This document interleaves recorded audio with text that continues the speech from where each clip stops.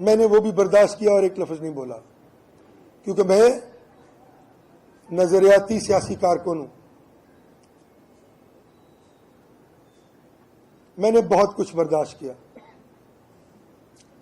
پچھلے 10 برس میں بہرحال وہ لوگ جو 2013 تک پارٹی میں بھی نہیں تھے اور ان کو وزراء بنایا گیا، انہوں نے ان کو ڈیفینڈ کرنا مناسب تک نہیں سمجھا.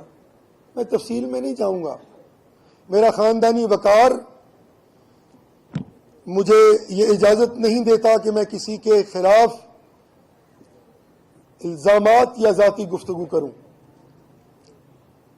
میں یہ سمجھتا ہوں کہ ان 10 برس میں